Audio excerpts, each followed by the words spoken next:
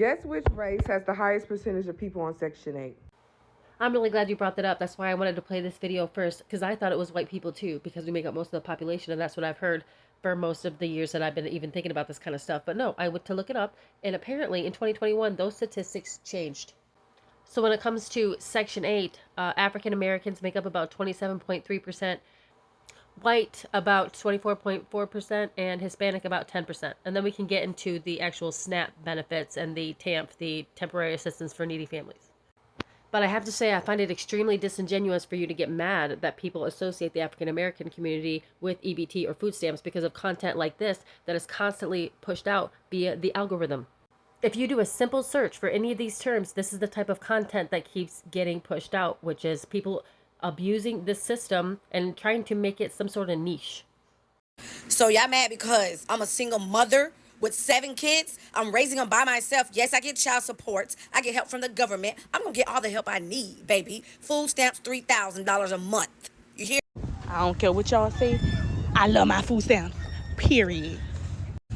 Because when you get food stamps, you get all this. Yes, you guys. I have 7 kids, 7 different baby daddies. Yeah, 7 different baby daddies. I heard it. You heard it right here. 7 different baby daddies, 7 kids. Had my first child at age 14.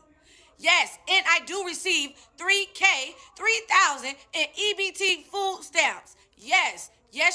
We are so happy. We are so blessed.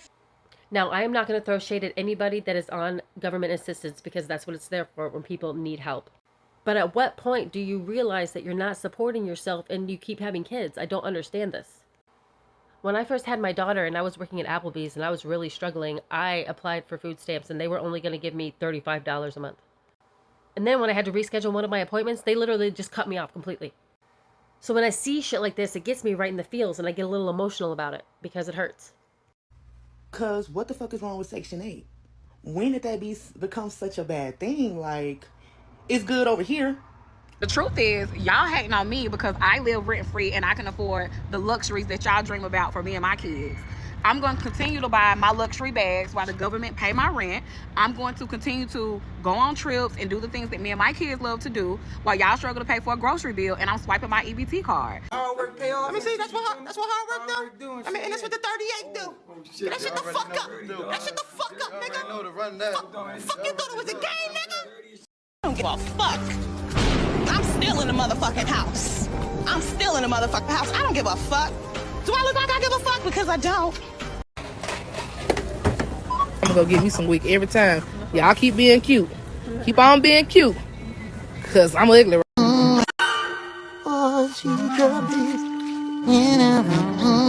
Never let nobody shame you for getting government assistance. Part 2 of why I refuse to work so that I can get government assistance. Ooh-wee. I grew up in Flint, Michigan, and I lived there all throughout the water crisis.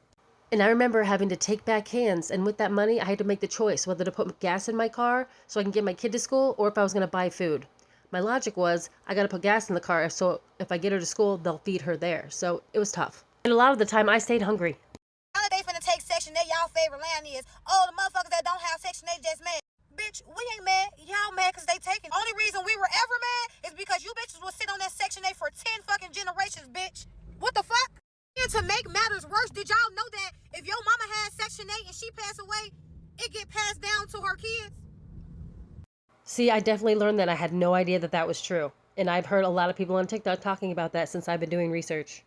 There was a woman on there that had been on Section 8 for 24 years. How the fuck? Can you buy Easter baskets with your SNAP EBT card? Yes, and I'm gonna show you how. I'm only gonna speak on this because I'm a mom who receives food stamps, but it's so sad that y'all want to see people without so fucking bad. They're doing that little cut to the food stamps and the Medicaid where it hasn't passed the Senate yet, but we know the whole Senate is Republican, so we already know. Let's just hope and pray that somebody in their right mind come to their fucking senses. You feel me? Do y'all hear yourselves?